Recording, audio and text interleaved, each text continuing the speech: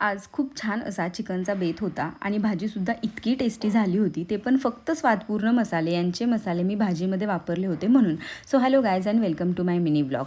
तर सगळ्यात आधी खोबरे, लसूण, आलं, कोथिंबीर यांचं वाटण करून मॅरिनेट केलेलं चिकन शिजायला टाकलं.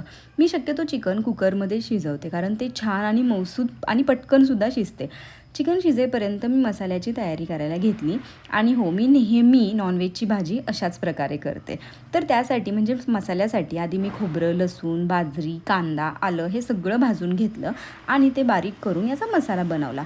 चला, तोपर्यंत माझा हा न्यू नाईट सूट तुम्हाला दाखवते. खूप कम्फर्टेबल आणि मऊ कापड असलेला हा नाईट ड्रेस आहे. तुम्हालासुद्धा जर ह्याची लिंक हवी असेल तर कमेंटमध्ये लिंक टाईप करा, तुम्हाला मी लिंक पाठवून देईल.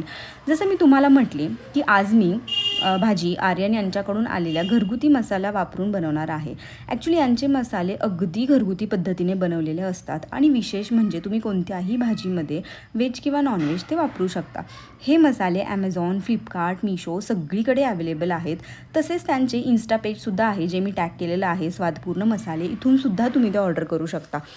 लगेच मी प्लेटिंग करायला घेतलं आणि छान असं ताट वाढलं आणि भाजीची टेस्ट बघितली ना, oh my God, you can't believe, इतकी सुंदर टेस्टी भाजी बनवली होती, ते पण फक्त या मसाल्यांमुळे. चलो, आजसाठी एवढंच. बाय.